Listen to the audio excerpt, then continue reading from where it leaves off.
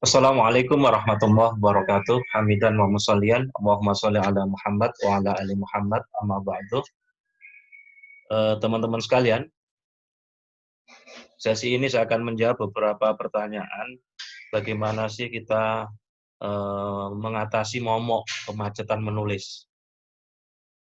Sebagai pengantar, saya seringkali mengatakan teman-teman sekalian sebuah ide atau gagasan baru dan kreatif itu seringkali muncul mendadak. Jadi lewat begitu saja, datang tanpa diundang, pergi tanpa pamit. Ya, maka agar ide atau gagasan kreatif itu tidak hilang, maka harus segera ditulis. Jadi bawalah buku agenda kecil atau alat komunikator kemanapun kita pergi. Sehingga sewaktu ide atau gagasan kreatif itu muncul, maka kita harus segera menuliskannya. Karena kalau tidak, ide kreatif itu akan hilang. Menulis cepatlah itu tipsnya. Maka jika kita sedang mengalir atau kita menemukan kondisi flow, sebaiknya kita tidak berhenti apapun yang terjadi. Jadi menulis dan teruslah menulis dengan dengan cepat. Teman-teman sekalian, jika ide itu sudah tergambar di kepala, harus segera ditulis dengan cepat sampai aliran ide itu habis tuntas. Jadi semangat itu harus dipertahankan karena irama antusiasme harus terus ditumbuhkan dan jangan sampai aliran ide itu disimpan untuk ditulis di kemudian. Karena biasanya kalau sudah ditunda-tunda, untuk memulai lagi agak susah. Jadi ini tidak bisa ditawar-tawar lagi. Menurut Edi Saquez, setidaknya ada 3 aturan besi di dalam mempertahankan ritme menulis cepat. Jadi ini kita menulis cepat, agar ide itu bisa tertangkap dengan baik. Pertama, kita dilarang menjejalkan data penguat argumentasi. Misalnya dalam bentuk kutipan-kutipan panjang maupun pendek. Terlebih lagi catatan kaki, karena kita hanya menangkap ide itu dengan cepat dulu. Yang kedua, kalau tulisan itu tidak mengalami inkonsistensi, alur, atau logika berpikir, kita dilarang melakukan evaluasi pada tahap penulisan. Yang ketiga adalah pengayaan atau editing, atau evaluasi. Itu harus dilakukan setelah keseluruhan bab tersusun lengkap. Jadi banyak gagasan emas itu bisa tereksplorasi dengan baik saat kita itu menulis cepat.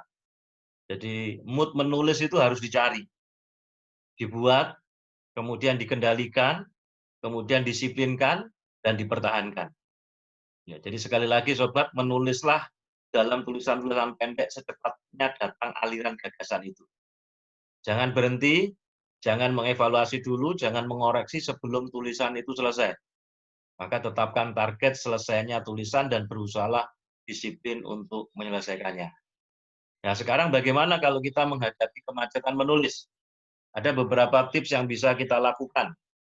Jadi antaranya pertama berhentilah, ya, kemudian lakukan relaksasi. Ambil nafas dalam-dalam, 1, 4, 2, tarik nafas, 1 itu, kemudian tuh 2, 3, 4 ditahan dalam hitungan keempat, 1, 2 kemudian dilepas. Lakukan 10 kali. Jadi bayangkan Anda berada di satu tempat yang amat menyenangkan, yang membahagiakan, setelah itu buka mata pelan-pelan, dan biasanya suasana jadi positif lagi. Kembalilah menulis. Atau yang kedua, Anda bisa berhenti, mainkan game apa saja di komputer Anda. Ya, tentu ini gunakan sebagai refreshing, jangan lama-lama. Kemudian yang ketiga, kalau Anda sudah terbiasa menulis ide atau gagasan baru yang sudah Anda kumpulkan di bank ide atau di folder-folder laptop Anda, maka cobalah bongkar bank ide itu. Kemudian tulis apa saja sebagai pemanasan, nah, untuk refreshing juga. Kemudian yang keempat, Anda juga bisa buat kotak sampah tulisan, ya, di folder tersendiri. Jadi buat kotak sampah di folder tersendiri. Siapa tahu nanti itu masih ada gunanya dan kita bisa lanjutkan lagi. Kemudian yang kelima, kita bisa keluar rumah, menikmati udara segar, kemudian bicaralah dengan siapa saja. Atau kemudian yang keenam, Anda baca lagi artikel-artikel atau buku-buku penulisan yang menginspirasi, yang memotivasi Anda. Kemudian baca juga wawancara-wawancara penulis sukses, sehingga biasa siapa tahu itu akan ada inspirasi. Kemudian yang ketujuh, kita bisa bertegur sapa dengan penulis, dengan motivator, baik melalui bukunya, baik melalui blog pribadinya ataupun Facebook-nya.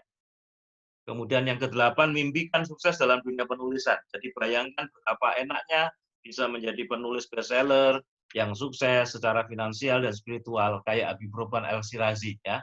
Kemudian tanyakan apa yang sudah Anda lakukan untuk bisa seperti mereka. Dan yang kesembilan, Anda posting, Anda publikasikan saja sebagian karya ide kerana publik, misalnya melalui website, melalui blog, melalui bulletin internal, atau forum-forum milis yang lainnya, surat kabar, majalah, supaya kita akan mendapatkan umpan balik.